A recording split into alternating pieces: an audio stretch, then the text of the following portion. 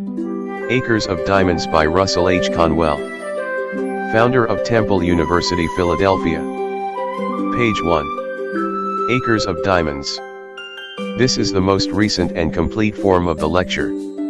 It happened to be delivered in Philadelphia, Dr. Conwell's home city. When he says right here in Philadelphia, he means the home city, town, or village of every reader and listener of this book, just as he would use the name of it if delivering the lecture there, instead of doing it through the pages which follow.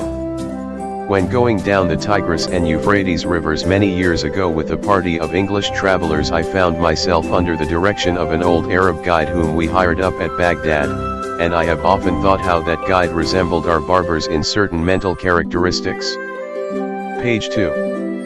He thought that it was not only his duty to guide us down those rivers, and do what he was paid for doing, but also to entertain us with stories curious and weird, ancient and modern, strange and familiar.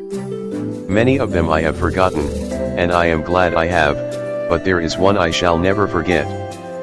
The old guide was leading my camel by its halter along the banks of those ancient rivers, and he told me story after story until I grew weary of his storytelling and ceased to listen. I have never been irritated with that guide when he lost his temper as I ceased listening. But I remember that he took off his Turkish cap and swung it in a circle to get my attention. I could see it through the corner of my eye, but I determined not to look straight at him for fear he would tell another story. But although I am not a woman, I did finally look, and as soon as I did he went right into another story. Said he, "I will tell you a story now which I reserve for my particular friends." When he emphasized the words particular friends, I listened, and I have ever been glad I did. I really feel devoutly thankful that there are 1,674 young men who have been carried through college by this lecture who are also glad that I did listen.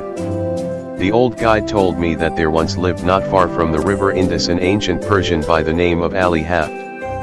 He said that Ali Haft owned a very large farm, that he had orchards, grain fields, and gardens, that he had money at interest, and was a wealthy and contented man. He was contented because he was wealthy, and wealthy because he was contented.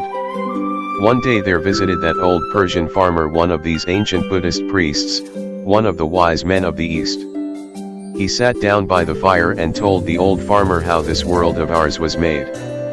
He said that this world was once a mere bank of fog, and that the Almighty thrust his finger into this bank of fog, and began slowly to move his finger around, increasing the speed until at last he whirled this bank of fog into a solid ball of fire.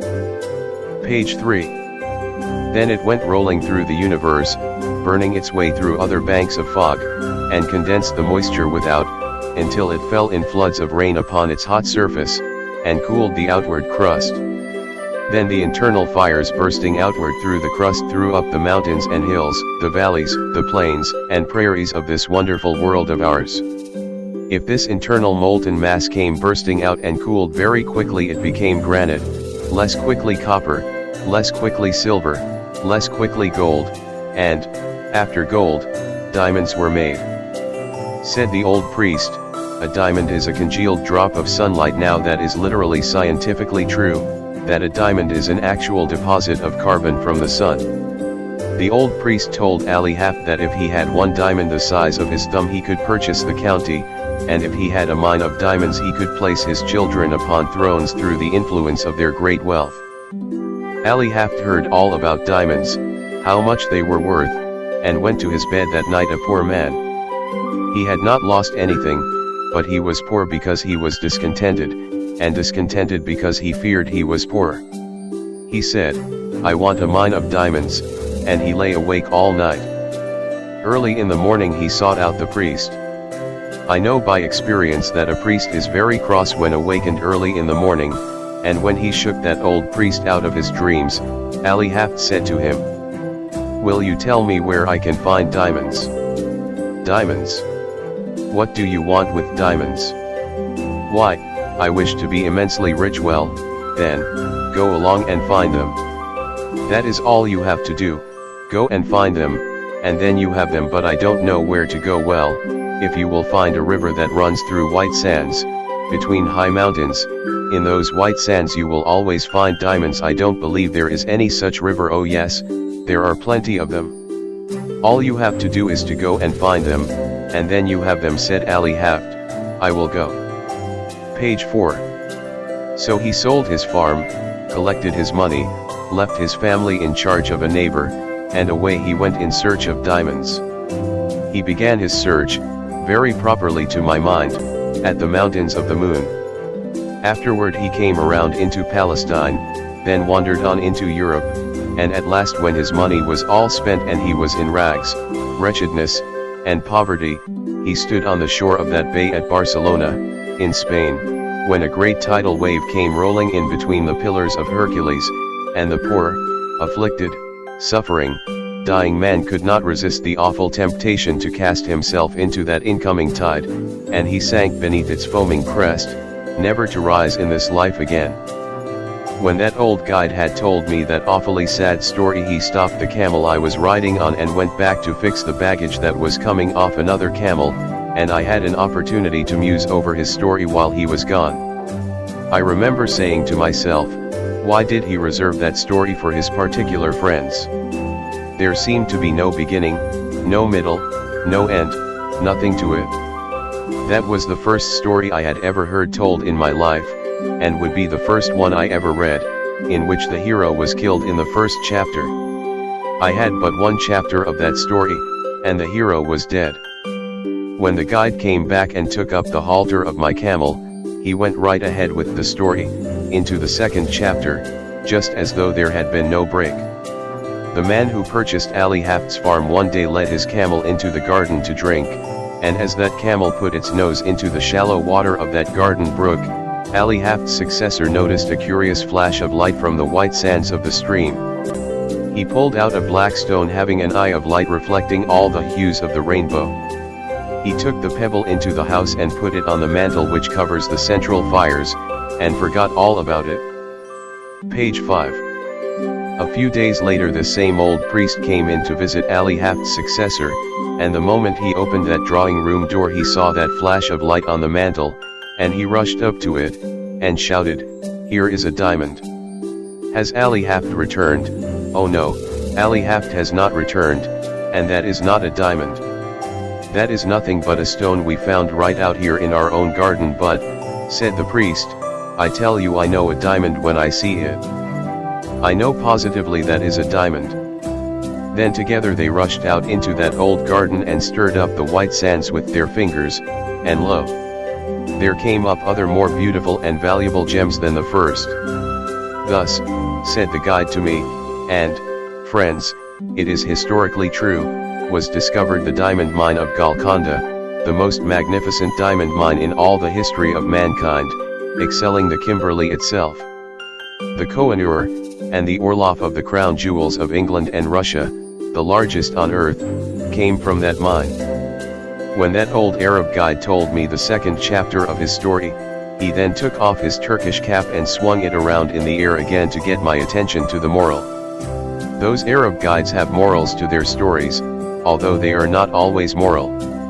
As he swung his hat, he said to me, had Ali Haft remained at home and dug in his own cellar, or underneath his own wheat fields, or in his own garden, instead of wretchedness, starvation, and death by suicide in a strange land, he would have had acres of diamonds. For every acre of that old farm, yes, every shovelful, afterward revealed gems which since have decorated the crowns of monarchs. Page 6. When he had added the moral to his story I saw why he reserved it for his particular friends, but I did not tell him I could see it. It was that mean old Arab's way of going around a thing like a lawyer, to say indirectly what he did not dare say directly, that in his private opinion there was a certain young man then traveling down the Tigris River that might better be at home in America. I did not tell him I could see that, but I told him his story reminded me of one, and I told it to him quick, and I think I will tell it to you. I told him of a man out in California in 1847 who owned a ranch. He heard they had discovered gold in Southern California, and so with a passion for gold he sold his ranch to Colonel Sutter, and away he went, never to come back. Colonel Sutter put a mill upon a stream that ran through that ranch, and one day his little girl brought some wet sand from the raceway into their home and sifted it through her fingers before the fire, and in that falling sand a visitor saw the first shining scales of real gold that were ever discovered in California. The man who had owned that ranch wanted gold, and he could have secured it for the mere taking. Indeed, $38 million has been taken out of a very few acres since then. About 8 years ago I delivered this lecture in a city that stands on that farm, and they told me that a one-third owner for years and years had been getting $120 in gold every 15 minutes. Sleeping or waking, without taxation. And I would enjoy an income like that if we didn't have to pay an income tax. But a better illustration really than that occurred here in our own Pennsylvania. If there is anything I enjoy above another on the platform, it is to get one of these German audiences in Pennsylvania before me, and fire that at them, and I enjoy it tonight. There was a man living in Pennsylvania, not unlike some Pennsylvanians you have seen, who owned a farm, and he did with that farm just what I should do with a farm if I owned one in Pennsylvania. He sold it. Page 7. But before he sold it he decided to secure employment collecting coal oil for his cousin, who was in the business in Canada, where they first discovered oil on this continent. They dipped it from the running streams at that early time. So this Pennsylvania farmer wrote to his cousin asking for employment. You see, friends, this farmer was not altogether a foolish man. No, he was not. He did not leave his farm until he had something else to do.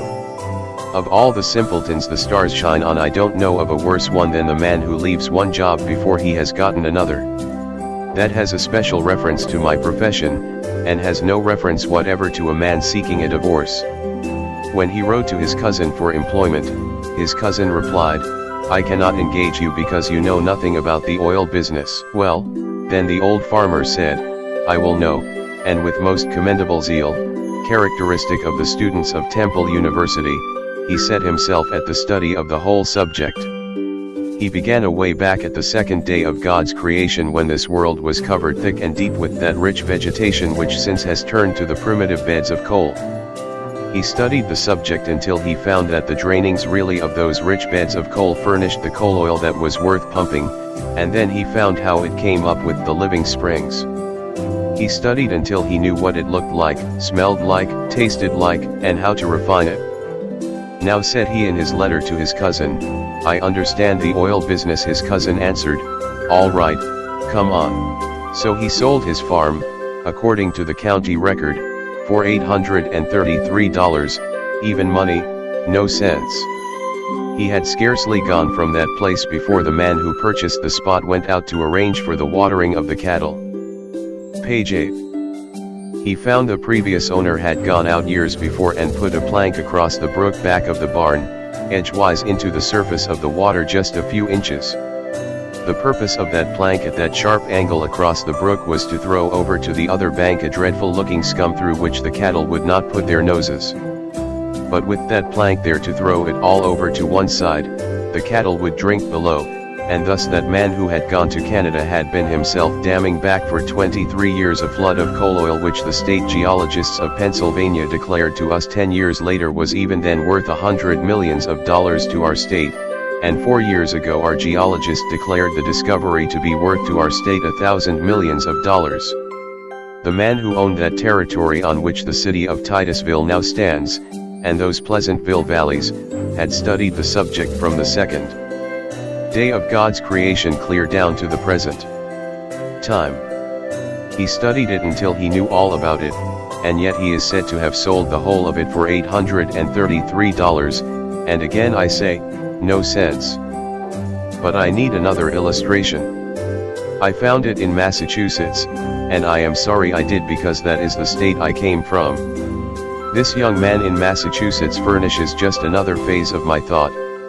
He went to Yale College and studied mines and mining, and became such an adept as a mining engineer that he was employed by the authorities of the university to train students who were behind their classes. During his senior year he earned $15 a week for doing that work. When he graduated they raised his pay from $15 to $45 a week, and offered him a professorship, and as soon as they did he went right home to his mother. If they had raised that boy's pay from $15 to $15.60 he would have stayed and been proud of the place, but when they put it up to $45 at one leap, he said, "Mother, I won't work for $45 a week." The idea of a man with a brain like mine working for $45 a week, let's go out in California and stake out gold mines and silver mines, and be immensely rich. Page 9. Said his mother, "Now, Charlie, it is just as well to be happy as it is to be rich." "Yes," said Charlie, "but it is just as well to be rich and happy, too," and they were both right about it. As he was an only son and she a widow, of course he had his way. They always do. They sold out in Massachusetts, and instead of going to California they went to Wisconsin, where he went into the employ of the Superior Copper Mining Company at $15 a week again, but with the proviso in his contract that he should have an interest in any mines he should discover for the company. I don't believe he ever discovered a mine, and if I am looking in the face of any stockholder of that copper company you wish he had discovered something or other. I have friends who are not here because they could not afford a ticket, who did have stock in that company at the time this young man was employed there. This young man went out there, and I have not heard a word from him. I don't know what became of him, and I don't know whether he found any mines or not, but I don't believe he ever did. But I do know the other end of the line. He had scarcely gotten out of the old homestead before the succeeding owner went out to dig potatoes. The potatoes were already growing in the ground when he bought the farm, and as the old farmer was bringing in a basket of potatoes it hugged very tight between the ends of the stone fence. You know, in Massachusetts our farms are nearly all stone wall. There you are obliged to be very economical of front gateways in order to have some place to put the stone. Page 10.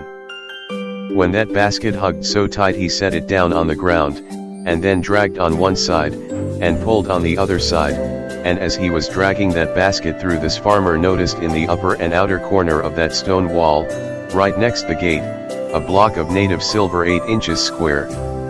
That professor of mines, mining, and mineralogy who knew so much about the subject that he would not work for $45 a week, when he sold that homestead in Massachusetts sat right on that silver to make the bargain. He was born on that homestead, was brought up there, and had gone back and forth rubbing the stone with his sleeve until it reflected his countenance, and seemed to say, "Here is $100,000 right down here just for the taking," but he would not take it. It was in a home in Newburyport, Massachusetts, and there was no silver there, all away off, well, I don't know where, and he did not, but somewhere else, and he was a professor of mineralogy. My friends, that mistake is very universally made, and why should we even smile at him? I often wonder what has become of him. I do not know at all, but I will tell you what I guess as a Yankee. I guess that he sits out there by his fireside tonight with his friends gathered around him, and he is saying to them something like this: "Do you know that man Conwell who lives in Philadelphia? Oh yes, I have heard of him. Do you know that man Jones that lives in Philadelphia? Yes, I have heard of him, too." Then he begins to laugh, and shakes his sides and says to his friends, "Well, they have done just the same thing I did, precisely, and that spoils the whole joke, for you and I have done the same thing he did, and while we sit here and laugh at him he has a better right to sit out there and laugh at us. I know I have made the same mistakes, but, of course, that does not make any difference, because we don't expect the same man to preach and practice, too. As I come here tonight and look around this audience, I am seeing again what through these 50 years I have continually seen men that are making precisely that same mistake. Page 11. I often wish I could see the younger people, and would that the academy had been filled tonight with our high school scholars and our grammar school scholars, that I could have them to talk to. While I would have preferred such an audience as that, because they are most susceptible, as they have not grown up into their prejudices as we have, they have not gotten into any custom that they cannot break, they have not met with any failures as we have, and while I could perhaps do such an audience as that more good than I can do grown-up people, yet I will do the best I can with the material I have. I say to you that you have acres of diamonds in Philadelphia right where you now live. Oh, but you will say, you cannot know much about your city if you think there are any acres of diamonds here. I was greatly interested in that account in the newspaper of the young man who found that diamond in North Carolina. It was one of the purest diamonds that has ever been discovered, and it has several predecessors near the same locality. I went to a distinguished professor in mineralogy and asked him where he thought those diamonds came from. The professor secured the map of the geologic formations of our continent, and traced it. He said it went either through the underlying Carboniferous strata adapted for such production, westward through Ohio and the Mississippi, or in more probability came eastward through Virginia and up the shore of the Atlantic Ocean. It is a fact that the diamonds were there, for they have been discovered and sold, and that they were carried down there during the drip period, from some northern locality. Now who can say but some person going down with his drill in Philadelphia will find some trace of a diamond mine yet down here? Oh, friends, you cannot say that you are not over one of the greatest diamond mines in the world, for such a diamond as that only comes from the most profitable mines that are found on earth. But it serves simply to illustrate my thought, which I emphasize by saying if you do not have the actual diamond mines literally you have all that they would be good for to you.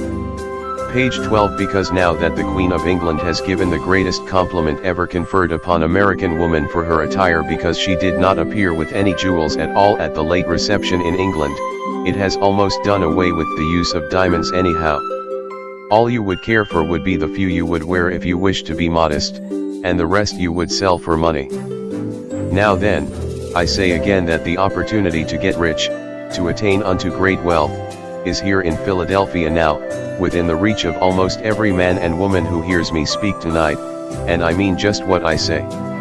I have not come to this platform even under these circumstances to recite something to you. I have come to tell you what in God's sight I believe to be the truth, and if the years of life have been of any value to me in the attainment of common sense, I know I am right, that the men and women sitting here, who found it difficult perhaps to buy a ticket to this lecture or gathering tonight, have within their reach acres of diamonds, opportunities to get largely wealthy.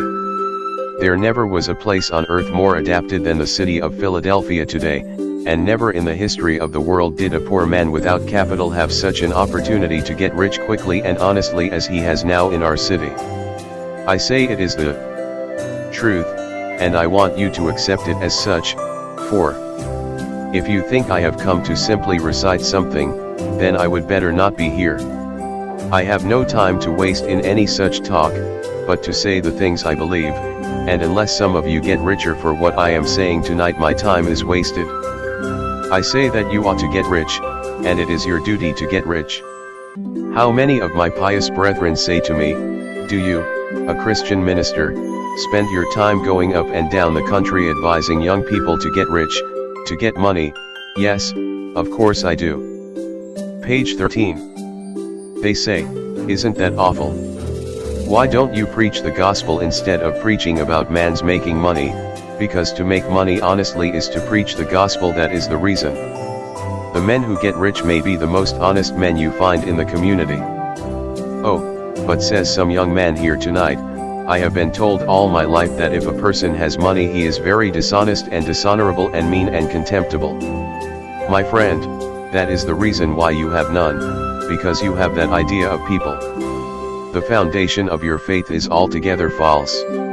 Let me say here clearly, and say it briefly, though subject to discussion which I have not time for here, 98 out of 100 of the rich men of America are honest. That is why they are rich. That is why they are trusted with money. That is why they carry on great enterprises and find plenty of people to work with them. It is because they are honest men. Says another young man, I hear sometimes of men that get millions of dollars dishonestly. Yes, of course you do, and so do I. But they are so rare a thing in fact that the newspapers talk about them all the time as a matter of news until you get the idea that all the other rich men got rich dishonestly. My friend, You take and drive me if you furnish the auto out into the suburbs of Philadelphia, and introduce me to the people who own their homes around this great city, those beautiful homes with gardens and flowers, those magnificent homes so lovely in their art, and I will introduce you to the very best people in character as well as in enterprise in our city, and you know I will. A man is not really a true man until he owns his own home, and they that own their homes are made more honorable and honest and pure and true and economical and careful, by owning the home. Page 14. For a man to have money, even in large sums, is not an inconsistent thing.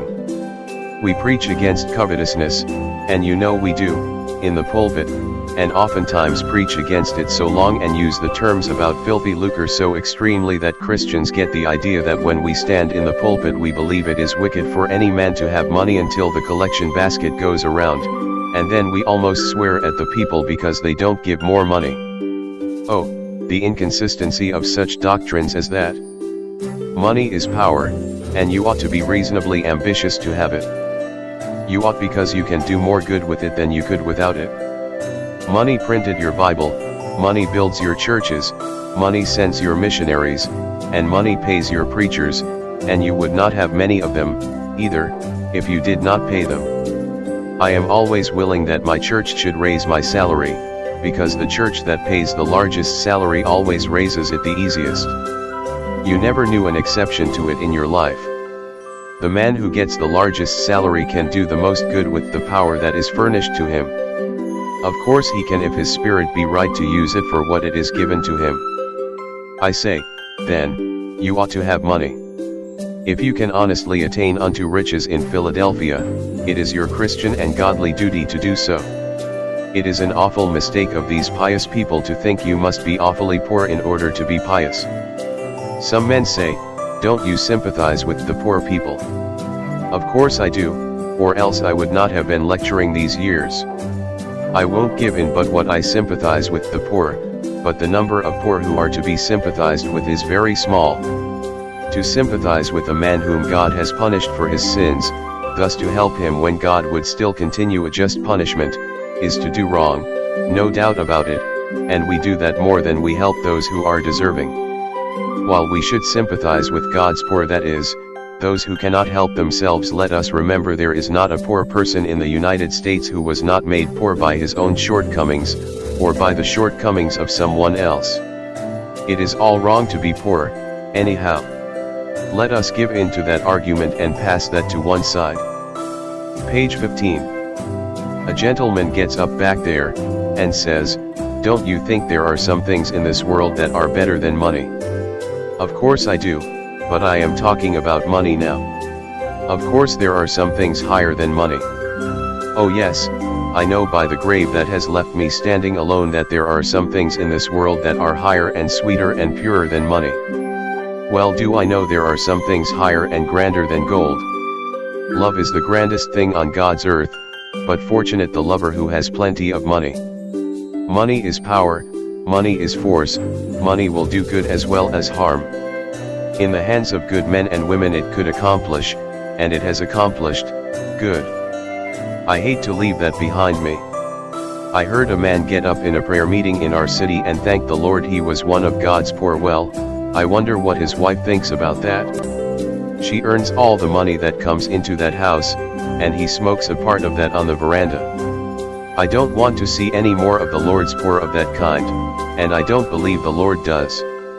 And yet there are some people who think in order to be pious you must be awfully poor and awfully dirty. That does not follow at all. While we sympathize with the poor, let us not teach a doctrine like that. Yet the age is prejudiced against advising a Christian man, or, as a Jew would say, a godly man, from attaining unto wealth. The prejudice is so universal and the years are far enough back, I think, for me to safely mention that years ago up at Temple University there was a young man in our theological school who thought he was the only pious student in that department. He came into my office one evening and sat down by my desk, and said to me, "Mr. President, I think it is my duty, sir, to come in and labor with you." Page 16. "What has happened now?" said he.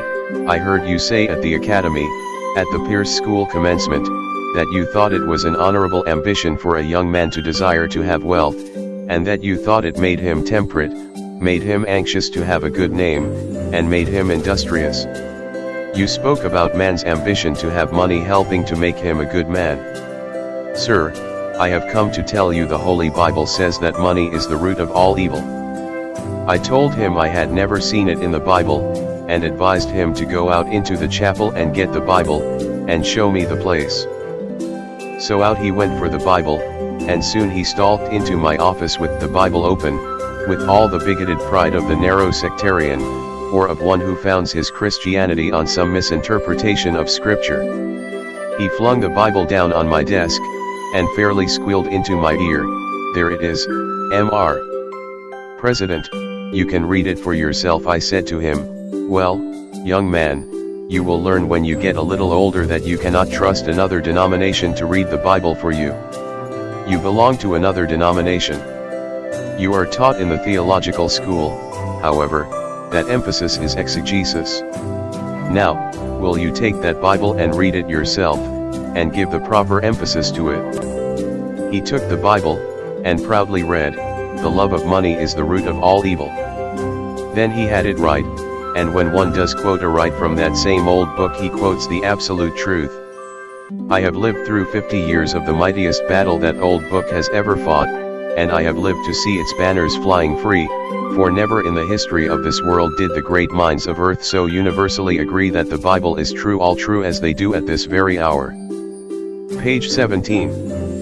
So I say that when he quoted right, of course he quoted the absolute truth. The love of money is the root of all evil. He who tries to attain unto it too quickly, or dishonestly, will fall into many snares, no doubt about that. The love of money. What is that? It is making an idol of money, and idolatry pure and simple everywhere is condemned by the Holy Scriptures and by man's common sense. The man that worships the dollar instead of thinking of the purposes for which it ought to be used, the man who idolizes simply money, the miser that hoards his money in the cellar, or hides it in his stocking, or refuses to invest it where it will do the world good, that man who hugs the dollar until the eagle squeals has in him the root of all evil. I think I will leave that behind me now and answer the question of nearly all of you who are asking, is there opportunity to get rich in Philadelphia? Well, now, how simple a thing it is to see where it is, and the instant you see where it is yours. Some old gentleman gets up back there and says, "Mr. Conwell, have you lived in Philadelphia for 31 years and don't know that the time has gone by when you can make anything in the city?" No, I don't think it is. Yes, it is. I have tried it. What business are you in? I kept a store here for 20 years, and never made over $1,000 in the whole 20 years. Well, then, you can measure the good you have been to the city by what the city has paid you, because a man can judge very well what he is worth by what he receives, that is, in what he is to the world at this time. If you have not made over $1,000 in 20 years in Philadelphia, it would have been better for Philadelphia if they had kicked you out of the city 19 years and 9 months ago. A man has no right to keep a store in Philadelphia 20 years and not make at least $500,000 even though it be a corner grocery uptown. You say, you cannot make $5,000 in a store now. Oh, my friends, if you will just take only 4 blocks around you, and find out what the people want and what you ought to supply and set them down with your pencil and figure up the profits you would make if you did supply them, you would very soon see it. Page 18. There is wealth right within the sound of your voice. Someone says, "You don't know anything about business." A preacher never knows a thing about business. Well, then, I will have to prove that I am an expert. I don't like to do this, but I have to do it because my testimony will not be taken if I am not an expert. My father kept a country store, and if there is any place under the stars where a man gets all sorts of experience in every kind of mercantile transactions, it is in the country store. I am not proud of my experience, but sometimes when my father was away he would leave me in charge of the store, though fortunately for him that was not very often. But this did occur many times, friends. A man would come in the store, and say to me, "Do you keep jackknives, "No, we don't keep jackknives," and I went off whistling a tune. What did I care about that man, anyhow? Then another farmer would come in and say, "Do you keep jackknives?" "No, we don't keep jackknives." Then I went away and whistled another tune. Then a third man came right in the same door and said, "Do you keep jackknives?" "No." Why is everyone around here asking for jackknives? Do you suppose we are keeping this store to supply the whole neighborhood with jackknives? Do you carry on your store like that in Philadelphia? The difficulty was I had not then learned that the foundation of godliness and the foundation principle of success in business are both the same precisely. The man who says, "I cannot carry my religion into business," advertises himself either as being an imbecile in business, or on the road to bankruptcy, or a thief, one of the three, sure. He will fail within a very few years. He certainly will if he doesn't carry his religion into business. If I had been carrying on my father's store on a Christian plan, godly plan, I would have had a jackknife for the third man when he called for it. Then I would have actually done him a kindness, and I would have received a reward myself, which it would have been my duty to take. Page 19. There are some overpious Christian people who think if you take any profit on anything you sell that you are an unrighteous man. On the contrary, you would be a criminal to sell goods for less than they cost. You have no right to do that. You cannot trust a man with your money who cannot take care of his own. You cannot trust a man in your family that is not true to his own wife. You cannot trust a man in the world that does not begin with his own heart, his own character, and his own life. It would have been my duty to have furnished a jackknife to the third man, or the second, and to have sold it to him and actually profited myself. I have no more right to sell goods without making a profit on them than I have to overcharge him dishonestly beyond what they are worth. But I should so sell each bill of goods that the person to whom I sell shall make as much as I make. To live and let live is the principle of the gospel, and the principle of everyday common sense. Oh, young man, hear me, live as you go along. Do not wait until you have reached my years before you begin to enjoy anything of this life. If I had the millions back, or 50 cents of it, which I have tried to earn in these years, it would not do me anything like the good that it does me now in this almost sacred presence tonight. Oh, yes, I am paid over and over 100-fold tonight for dividing as I have tried to do in some measure as I went along through the years. I ought not speak that way, it sounds egotistic, but I am old enough now to be excused for that. I should have helped my fellow men, which I have tried to do, and everyone should try to do, and get the happiness of it. The man who goes home with the sense that he has stolen $1 that day, that he has robbed a man of what was his honest due, is not going to sweet rest. Page 20. He arises tired in the morning, and goes with an unclean conscience to his work the next day. He is not a successful man at all, although he may have laid up millions. But the man who has gone through life dividing always with his fellow men, making and demanding his own rights and his own profits, and giving to every other man his rights and profits, lives every day, and not only that, but it is the royal road to great wealth. The history of the thousands of millionaires shows that to be the case. The man over there who said he could not make anything in a store in Philadelphia has been carrying on his store on the wrong principle. Suppose I go into your store tomorrow morning and ask, "Do you know neighbor A, who lives 1 square away, at house no 1240, oh yes, I have met him. He deals here at the corner store. Where did he come from? I don't know. How many does he have in his family? I don't know. What ticket does he vote? I don't know. What church does he go to? I don't know, and don't care." What are you asking all these questions for? If you had a store in Philadelphia, would you answer me like that? If so, then you are conducting your business just as I carried on my father's business in Worthington, Massachusetts. You don't know where your neighbor came from when he moved to Philadelphia, and you don't care. If you had cared, you would be a rich man now. If you had cared enough about him to take an interest in his affairs, to find out what he needed, you would have been rich. But you go through the world saying, no opportunity to get rich, and there is the fault right at your own door. Page 21. But another young man gets up over there and says, I cannot take up the mercantile business. While I am talking of trade, it applies to every occupation. Why can't you go into the mercantile business? Because I haven't any capital. Oh, the weak and dudish creature that can't see over its collar. It makes a person weak to see these little dudes standing around the corners and saying, oh, if I had plenty of capital, how rich I would get. Young man, do you think you are going to get rich on capital? Certainly. Well, I say, certainly not if your mother has plenty of money, and she will set you up in business.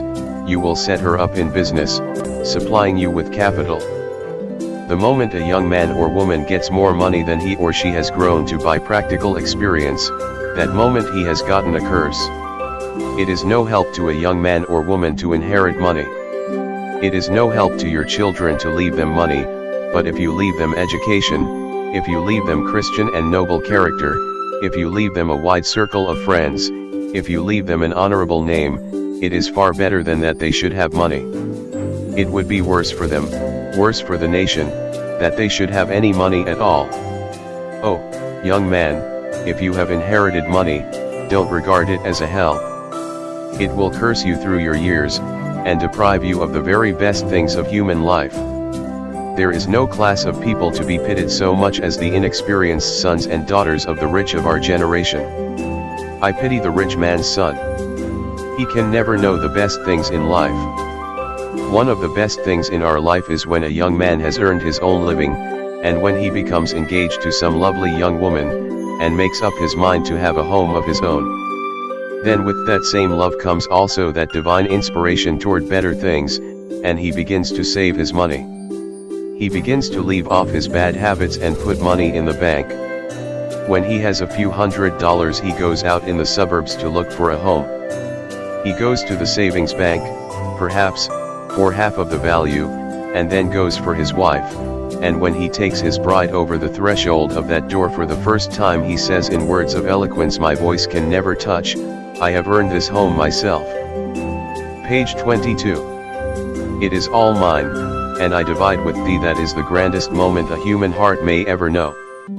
But a rich man's son can never know that. He takes his bride into a finer mansion, it may be, but he is obliged to go all the way through it and say to his wife, my mother gave me that, my mother gave me that, and my mother gave me this, until his wife wishes she had married his mother. I pity the rich man's son. The statistics of Massachusetts showed that not one rich man's son out of 17 ever dies rich. I pity the rich man's sons unless they have the good sense of the elder Vanderbilt, which sometimes happens. He went to his father and said, did you earn all your money? I did, my son. I began to work on a ferry boat for 25 cents a day. Then, said his son, I will have none of your money, and he, too, tried to get employment on a ferry boat that Saturday night. He could not get one there, but he did get a place for $3 a week. Of course, if a rich man's son will do that, he will get the discipline of a poor boy that is worth more than a university education to any man. He would then be able to take care of the millions of his father. But as a rule, the rich men will not let their sons do the very thing that made them great. As a rule, the rich man will not allow his son to work and his mother. Why? She would think it was a social disgrace. If her poor, weak, little lily-fingered, sissy sort of a boy had to earn his living with honest toil. I have no pity for such rich men's sons. I remember one at Niagara Falls. I think I remember one a great deal nearer. I think there are gentlemen present who were at a great banquet, and I beg pardon of his friends. At a banquet here in Philadelphia there sat beside me a kind-hearted young man, and he said, Mr. Conwell, you have been sick for 2 or 3 years. When you go out, take my limousine, and it will take you up to your house on Broad Street. Page 23. I thanked him very much, and perhaps I ought not to mention the incident in this way, but I follow the facts. I got onto the seat with the driver of that limousine, outside, and when we were going up I asked the driver, How much did this limousine cost? 6,800, and he had to pay the duty on it. Well, I said, does the owner of this machine ever drive it himself? At that the chauffeur laughed so heartily that he lost control of his machine. He was so surprised at the question that he ran up on the sidewalk, and around a corner lamppost out into the street again. And when he got out into the street he laughed till the whole machine trembled. He said, he drive this machine. Oh, he would be lucky if he knew enough to get out when we get there. I must tell you about a rich man's son at Niagara Falls. I came in from the lecture to the hotel, and as I approached the desk of the clerk there stood a millionaire's son from New York. He was an indescribable specimen of anthropologic potency. He had a skull cap on one side of his head, with a gold tassel in the top of it, and a gold-headed cane under his arm with more in it than in his head. It is a very difficult thing to describe that young man. He wore an eyeglass that he could not see through, patent leather boots that he could not walk in, and pants that he could not sit down in, dressed like a grasshopper. This human cricket came up to the clerk's desk just as I entered, adjusted his unseeing eyeglass, and spake in this wise to the clerk. You see, he thought it was English, you know, to lisp. There, will you have the kindness to supply me with foam paper and envelopes? The hotel clerk measured that man quick, and he pulled the envelopes and paper out of a drawer, threw them across the counter toward the young man, and then turned away to his books. You should have seen that young man when those envelopes came across that counter. He swelled up like a gobbler turkey, adjusted his unseeing eyeglass, and yelled, "Come right back here." Page 24. Now there, will you order a servant to take that paper and envelopes to yonder Ditko, the poor, miserable, contemptible American monkey. He could not carry paper and envelopes 20 feet. I suppose he could not get his arms down to do it. I have no pity for such travesties upon human nature. If you have not capital, young man, I am glad of it. What you need is common sense, not copper cents. The best thing I can do is to illustrate by actual facts well known to you all. A.T. Stewart, a poor boy in New York, had $1.50 to begin life on. He lost 87 cents of that on the very first venture. How fortunate that young man who loses the first time he gambles. That boy said, "I will never gamble again in business," and he never did. How came he to lose 87 cents? You probably all know the story how he lost it because he bought some needles, threads, and buttons to sell which people did not want, and had them left on his hands, a dead loss. Said the boy, "I will not lose any more money in that way." Then he went around first to the doors and asked the people what they did want. Then when he had found out what they wanted, he invested his 62 cents to supply a known demand. Study it wherever you choose, in business, in your profession, in your housekeeping, whatever your life, that one thing is the secret of success. You must first know the demand. You must first know what people need, and then invest yourself where you are most needed. A.T. Stewart went on that principle until he was worth what amounted afterward to $40 million, owning the very store in which Mr. Wanamaker carries on his great work in New York. His fortune was made by his losing something, which taught him the great lesson that he must only invest himself or his money in something that people need. When will you salesmen learn it? When will you manufacturers learn that you must know the changing needs of humanity if you would succeed in life? Apply yourselves, all you Christian people, as manufacturers, or merchants or workmen to supply that human need. It is a great principle, as broad as humanity and as deep as the scripture itself. Page 25. The best illustration I ever heard was of John Jacob Astor. You know that he made the money of the Astor family when he lived in New York. He came across the sea in debt for his fare. But that poor boy with nothing in his pocket made the fortune of the Astor family on one principle. Some young man here tonight will say, well, they could make those fortunes over in New York, but they could not do it in Philadelphia. My friends, did you ever read that wonderful book of Rees? His memory is sweet to us because of his recent death. wherein is given his statistical account of the records taken in 1889 of 107 millionaires of New York. If you read the account, you will see that out of the 107 millionaires, only 7 made their money in New York. Out of the 107 millionaires worth $10 million in real estate then, 67 of them made their money in towns of less than 3,500 inhabitants. The richest man in this country today, if you read the real estate values, has never moved away from a town of 3,500 inhabitants. It makes not so much difference where you are as who you are. But if you cannot get rich in Philadelphia, you certainly cannot do it in New York. Now John Jacob Astor illustrated what can be done anywhere. He had a mortgage once on a millinery store, and they could not sell bonnets enough to pay the interest on his money. So he foreclosed that mortgage, took possession of the store, and went into partnership with the very same people, in the same store, with the same capital. He did not give them $1 of capital. They had to sell goods to get any money. Then he left them alone in the store just as they had been before, and he went out and sat down on a bench in the park in the shade. Page 26. Most pleasant part of that partner, what was John Jacob Astor doing out there, and in partnership with people who had failed on his own hands? He had the most important and, to my mind, the ship on his hands. For as John Jacob Astor sat on that bench, he was watching the ladies as they went by, and where is the man who would not get rich at that business?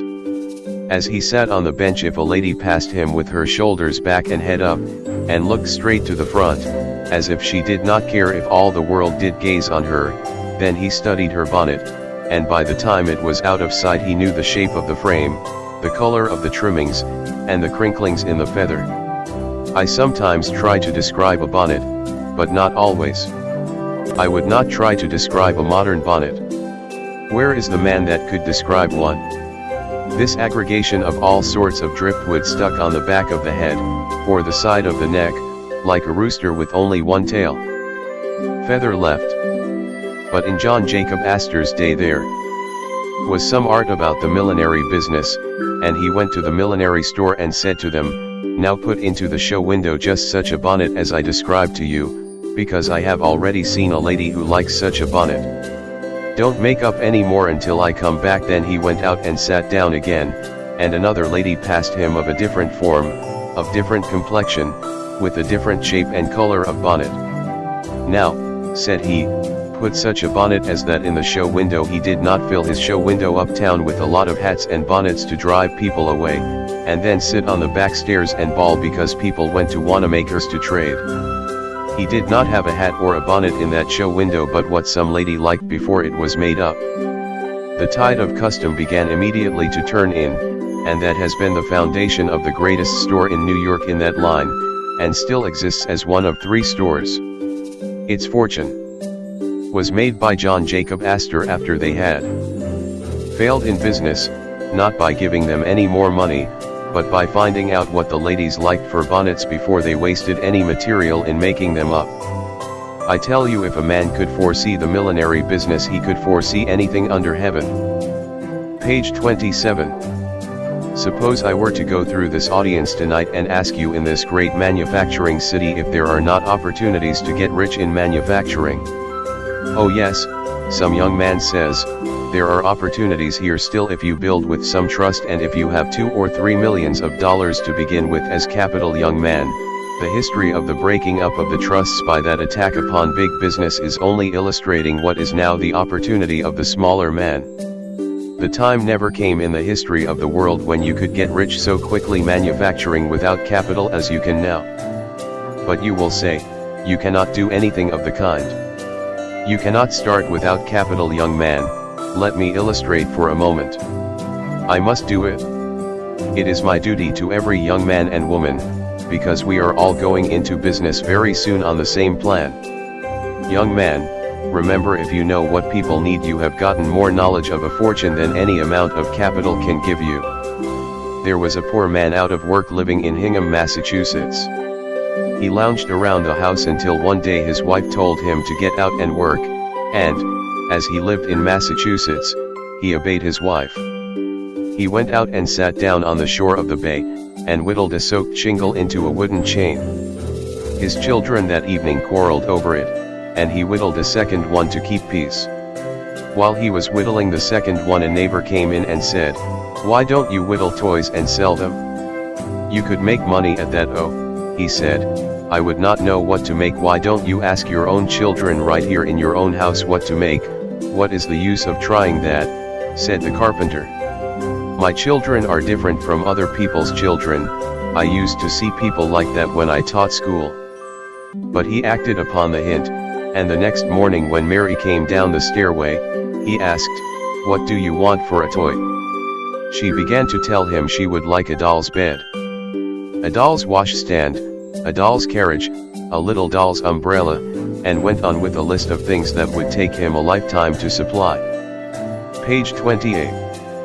So, consulting his own children, in his own house, he took the firewood, for he had no money to buy lumber, and whittled those strong, unpainted gingham toys that were for so many years known all over the world. That man began to make those toys for his own children, and then made copies and sold them through the boot and shoe store next door. He began to make a little money, and then a little more, and Mr. Lawson, in his frenzied finance, says that man is the richest man in old Massachusetts, and I think it is the truth. And that man is worth $100 million today, and has been only 34 years making it on that one principle, that one must judge that what his own children like at home other people's children would like in their homes, too, to judge the human heart by oneself, by one's wife or by one's children. It is the royal road to success in manufacturing. Oh, but you say, didn't he have any capital? Yes, a penknife. But I don't know that he had paid for that. I spoke thus to an audience in New Britain, Connecticut, and a lady 4 seats back went home and tried to take off her collar, and the collar button stuck in the buttonhole. She threw it out and said, "I am going to get up something better than that to put on collars." Her husband said, after what Conwell said tonight, "You see, there is a need of an improved collar fastener that is easier to handle. There is a human need, there is a great fortune. Now, then, get up a collar button and get rich." He made fun of her, and consequently made fun of me, and that is one of the saddest things which comes over me like a deep cloud of midnight sometimes. Although I have worked so hard for more than half a century, yet how little I have ever really done. Notwithstanding the greatness and the handsomeness of your compliment tonight, I do not believe there is 1 in 10 of you that is going to make $1 million because you are here tonight, but it is not my fault, it is yours. Page 29. I say that sincerely. What is the use of my talking if people never do what I advise them to do? When her husband ridiculed her, she made up her mind she would make a better collar button, and when a woman makes up her mind she will, and does not say anything about it, she does it. It was that New England woman who invented the snap button, which you can find anywhere now. It was first a collar button with a spring cap attached to the outer side. Any of you who wear modern waterproofs know the button that simply pushes together, and when you unbutton it you simply pull it apart. That is the button to which I refer, and which she invented.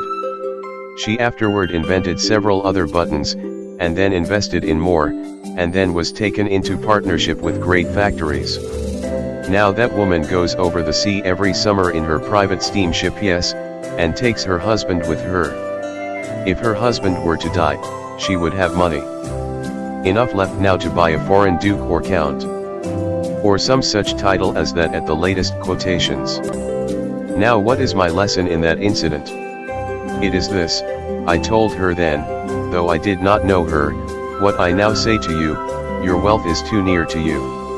You are looking right over it, and she had to look over it because it was right under her chin. I have read in the newspaper that a woman never invented anything. Well, that newspaper ought to begin again. Of course, I do not refer to gossip, I refer to machines, and if I did I might better include the men. That newspaper could never appear if women had not invented something. Friends, think. Yeah, women, think. You say you cannot make a fortune because you are in some laundry, or running a sewing machine. It may be, or walking before some loom, and yet you can be a millionaire if you will but follow this almost infallible direction. Page 29. When you say a woman doesn't invent anything, I ask, who invented the jacquard loom that wove every stitch you wear? Mrs. Jacquard. The printer's roller, the printing press, were invented by farmers' wives. Who invented the cotton gin of the South that enriched our country so amazingly? Mrs. General Green invented the Katongan and showed the idea to Mr. Whitney, and he, like a man, seized it. Who was it that invented the sewing machine? If I would go to school tomorrow and ask your children, they would say, Elias Howe. He was in the Civil War with me, and often in my tent, and I often heard him say that he worked 14 years to get up that sewing machine. But his wife made up her mind one day that they would starve to death if there wasn't something or other invented pretty soon, and so in 2 hours she invented the sewing machine. Of course he took out the patent in his name. Men always do that. Who was it that invented the mower and the reaper? According to Mr. McCormick's confidential communication, so recently published, it was a West Virginia woman, who, after his father and he had failed altogether in making a reaper and gave it up, took a lot of shears and nailed them together on the edge of a board, with one shaft of each pair loose, and then wired them so that when she pulled the wire one way it closed them, and when she pulled the wire the other way it opened them, and there she had the principle of the mowing machine. If you look at a mowing machine, you will see it is nothing but a lot of shears. If a woman can invent a mowing machine, if a woman can invent a jacquard loom, if a woman can invent a cotton gin, if a woman can invent a trolley switch as she did and made the trolleys possible, if a woman can invent, as M.R. Carnegie said, the great iron squeezers that laid the foundation of all the steel millions of the United States, we men can invent anything under the stars. I say that for the encouragement of the men. Page 30. Who are the great inventors of the world? Again, this lesson comes before us. The great inventor sits next to you, or you are the person yourself. Oh, but you will say, I have never invented anything in my life, neither did the great inventors until they discovered one great secret. Do you think it is a man with a head like a bushel measure or a man like a stroke of lightning? It is neither. The really great man is a plain, straightforward, everyday, common sense man. You would not dream that he was a great inventor if you did not see something he had actually done. His neighbors do not regard him so great. You never see anything great over your back fence. You say there is no greatness among your neighbors. It is all away off somewhere else.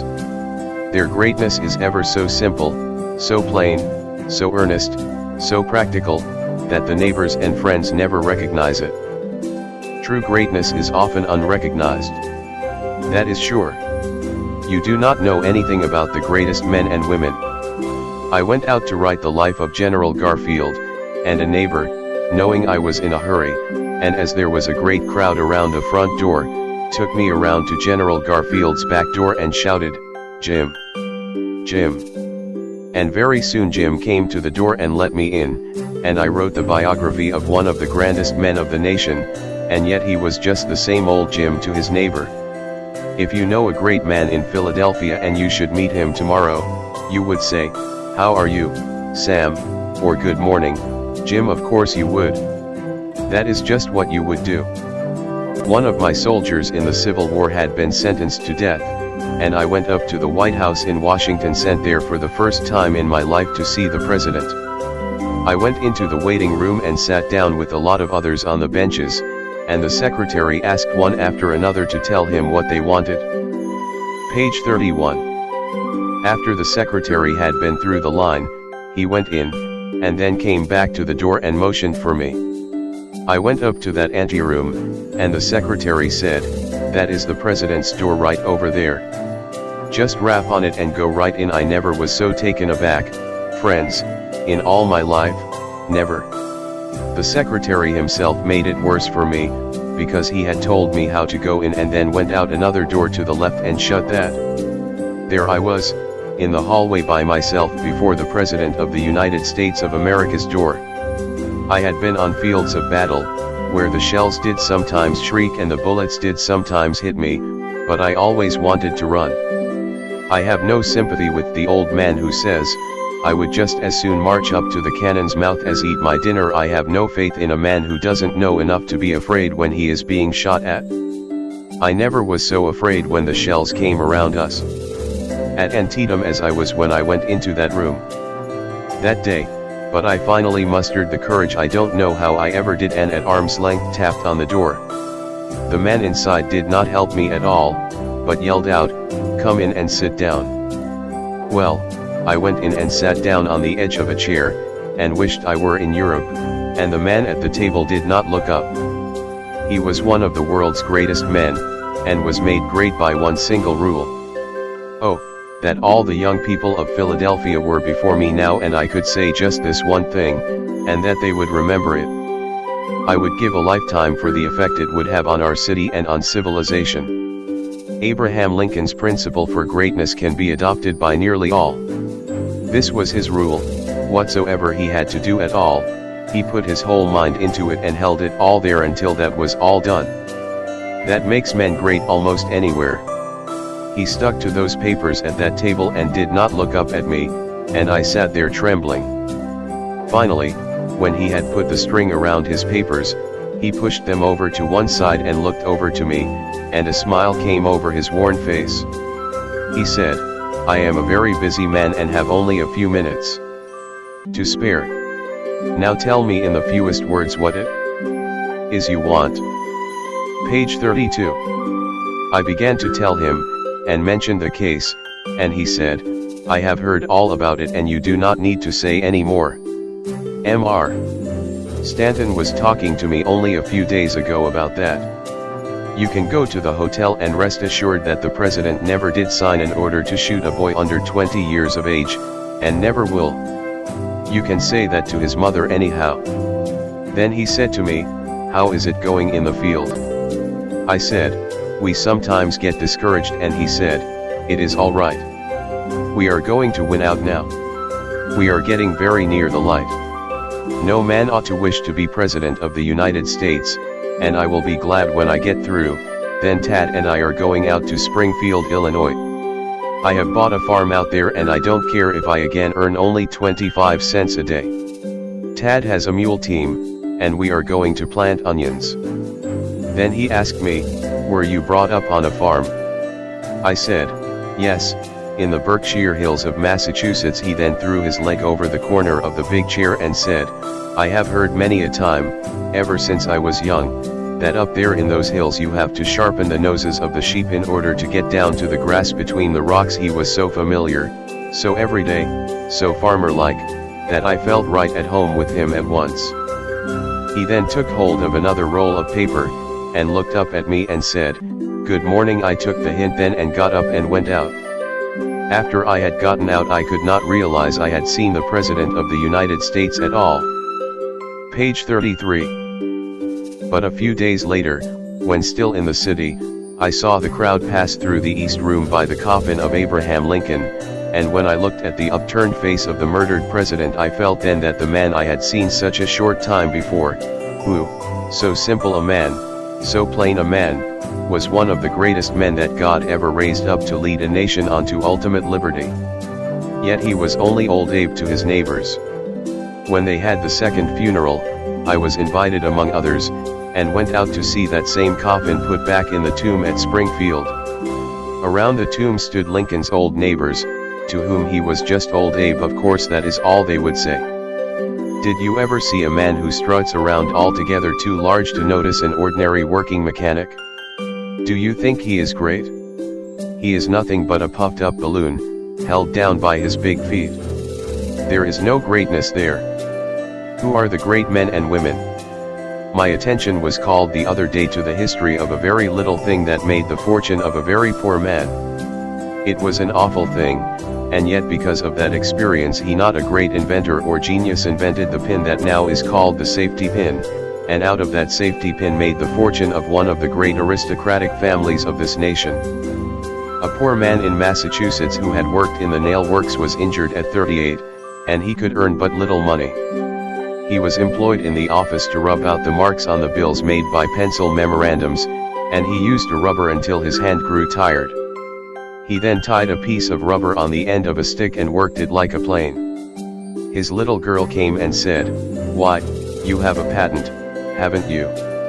The father said afterward, "My daughter told me when I took that stick and put the rubber on the end that there was a patent, and that was the first thought of that. He went to Boston and applied for his patent, and every one of you that has a rubber-tipped pencil in your pocket is now paying tribute to the millionaire. No capital, not a penny did he invest in it. All was income, all the way up into the millions." Page 34. But let me hasten to one other greater thought. Show me the great men and women who live in Philadelphia. A gentleman over there will get up and say, "We don't have any great men in Philadelphia. They don't live here. They live away off in Rome or St. Petersburg or London or Manayunk, or anywhere else, but here in our town I have come now to the apex of my thought. I have come now to the heart of the whole matter and to the center of my struggle. Why isn't Philadelphia a greater city in its greater wealth? Why does New York excel Philadelphia? People say, because of her harbor. Why do many other cities of the United States get ahead of Philadelphia now? There is only one answer, and that is because our own people talk down their own city. If there ever was a community on earth that has to be forced ahead, it is the city of Philadelphia. If we are to have a boulevard, talk it down. If we are going to have better schools, talk them down. If you wish to have wise legislation, talk it down. Talk all the proposed improvements down. That is the only great wrong that I can lay at the feet of the magnificent Philadelphia that has been so universally kind to me. I say it is time we turn around in our city and begin to talk up the things that are in our city, and begin to set them before the world as the people of Chicago, New York, St. Louis, and San Francisco do. Oh, if we only could get that spirit out among our people, that we can do things in Philadelphia and do them well. Arise, ye millions of Philadelphians, trust in God and man, and believe in the great opportunities that are right here, not over in New York or Boston, but here for business, for everything that is worth living for on earth. There was never an opportunity greater. Let us talk up our own city. Page 35. But there are two other young men here tonight, and that is all I will venture to say, because it is too late. One over there gets up and says, "There is going to be a great man in Philadelphia, but never was one." Oh, is that so? When are you going to be great? When I am elected to some political office, young man, won't you learn a lesson in the primer of politics that it is _prima facie _evidence of littleness to hold office under our form of government? Great men get into office sometimes, but what this country needs is men that will do what we tell them to do. This nation where the people rule is governed by the people, for the people, and so long as it is, then the office holder is but the servant of the people, and the Bible says the servant cannot be greater than the master. The Bible says, he that is sent cannot be greater than him who sent him. The people rule, or should rule, and if they do, we do not need the greater men in office. If the great men in America took our offices, we would change to an empire in the next 10 years.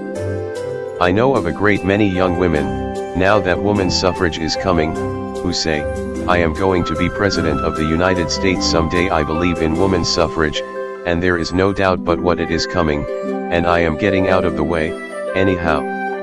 I may want an office by and by myself, but if the ambition for an office influences the women in their desire to vote, I want to say right here what I say to the young men, that if you only get the privilege of casting one vote, you don't get anything that is worthwhile.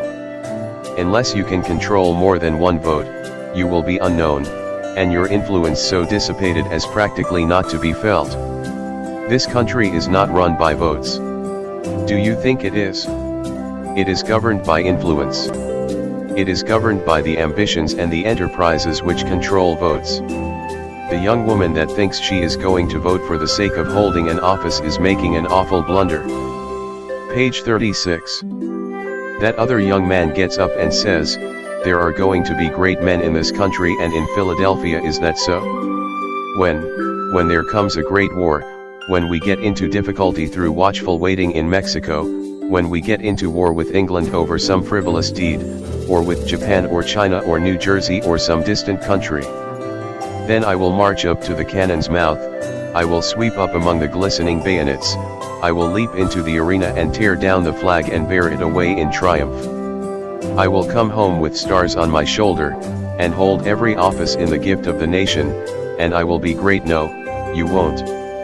You think you are going to be made great by an office, but remember that if you are not great before you get the office, you won't be great when you secure it.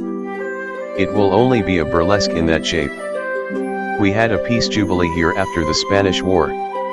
Out west they don't believe this, because they said, Philadelphia would not have heard of any Spanish War until 50 years hence. Some of you saw the procession go up Broad Street. I was away, but the family wrote to me that the tally-ho coach with Lieutenant Hobson upon it stopped right at the front door and the people shouted, "Hurrah for Hobson," and if I had been there I would have yelled too, because he deserves much more of his country than he has ever received. But suppose I go into school and say, "Who sunk the _Merrimack_ at Santiago?" And if the boys answer me, "Hobson," they will tell me 7/8 of a lie.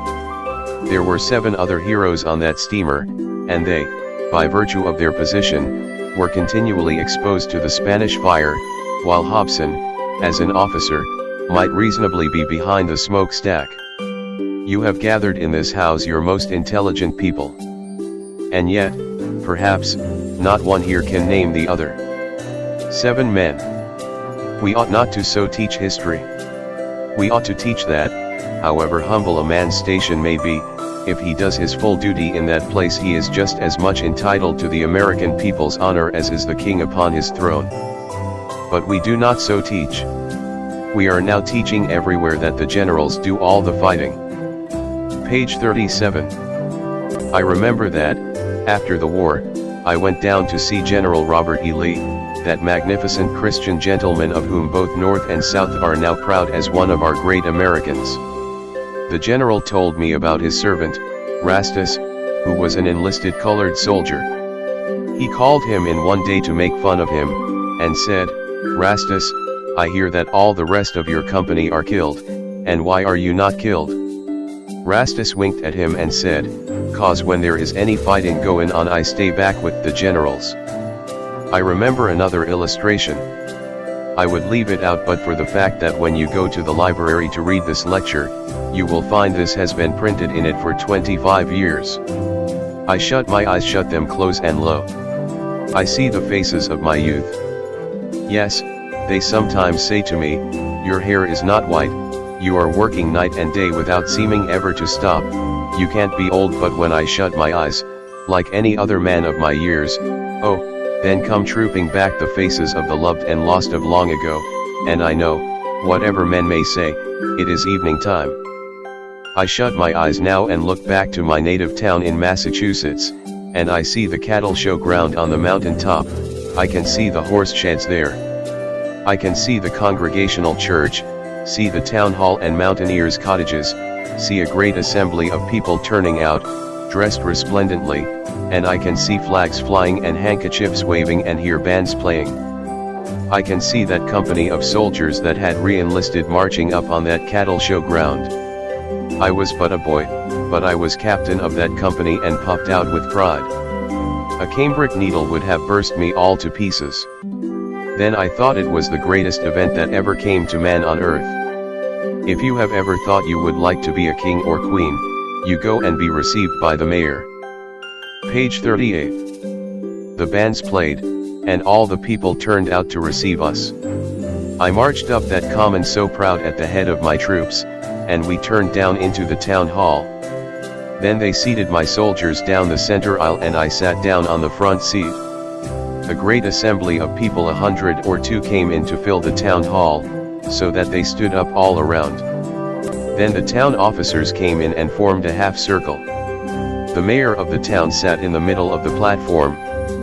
He was a man who had never held office before, but he was a good man, and his friends have told me that I might use this without giving them offense. He was a good man, but he thought an office made a man great. He came up and took his seat, adjusted his powerful spectacles, and looked around, when he suddenly spied me sitting there on the front seat. He came right forward on the platform and invited me up to sit with the town officers. No town officer ever took any notice of me before I went to war, except to advise the teacher to thrash me, and now I was invited up on the stand with the town officers. Oh my!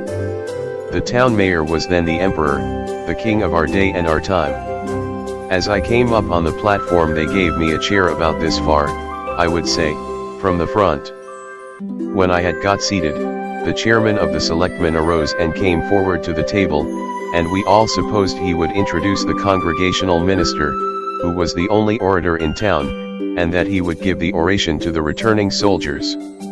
But, friends, you should have seen the surprise which ran over the audience when they discovered that the old fellow was going to deliver that speech himself.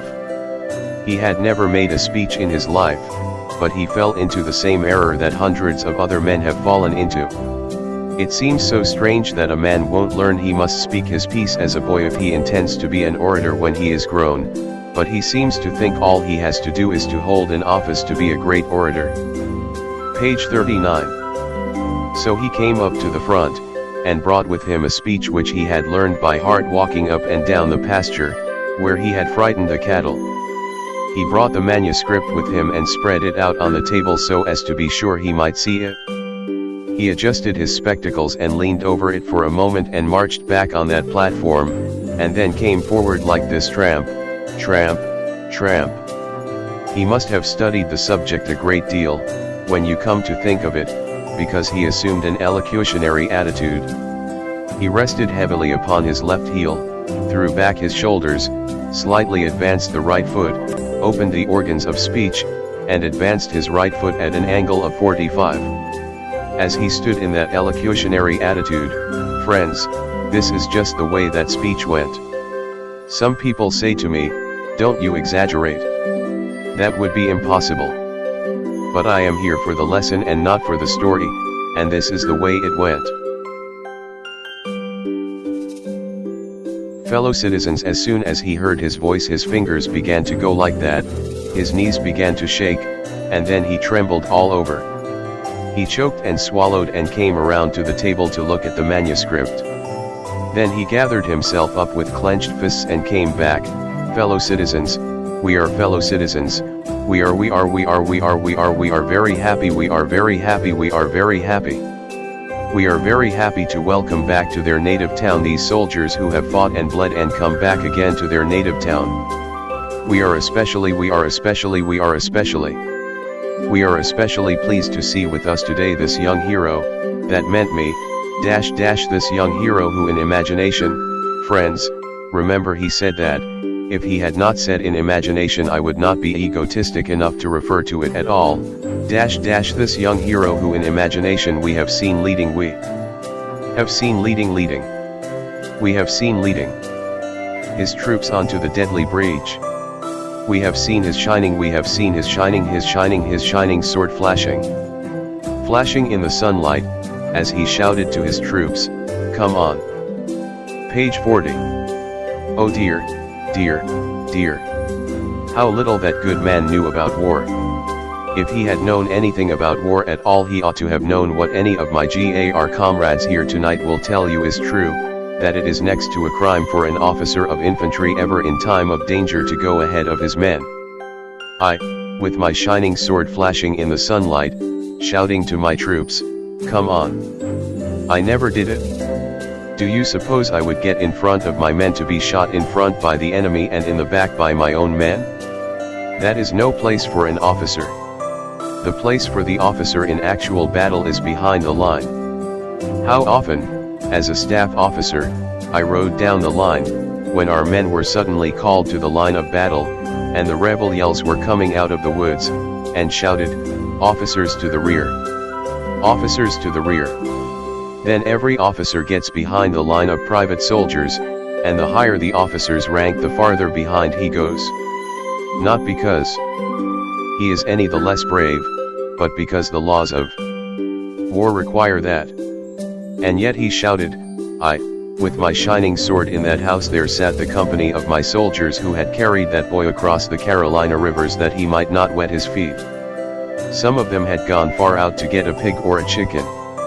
Some of them had gone to death under the shell-swept pines in the mountains of Tennessee, yet in the good man's speech they were scarcely known. He did refer to them, but only incidentally. The hero of the hour was this boy. Did the nation owe him anything? No, nothing then and nothing now. Why was he the hero? Simply because that man fell into that same human error that this boy was great because he was an officer and these were only private soldiers. Page 41. Oh, I learned the lesson then that I will never forget so long as the tongue of the bell of time continues to swing for me. Greatness consists not in the holding of some future office, but really consists in doing great deeds with little means and the accomplishment of vast purposes from the private ranks of life. To be great at all one must be great here, now, in Philadelphia. He who can give to the city better streets and better sidewalks, better schools and more colleges, more happiness and more civilization, more of God, he will be great anywhere. Let every man or woman here, if you never hear me again, remember this, that if you wish to be great at all, you must begin where you are and what you are, in Philadelphia, now. He that can give to his city any blessing, he who can be a good citizen while he lives here, he that can make better homes, he that can be a blessing whether he works in the shop or sits behind the counter or keeps house, whatever be his life, he who would be great anywhere must first be great in his own Philadelphia.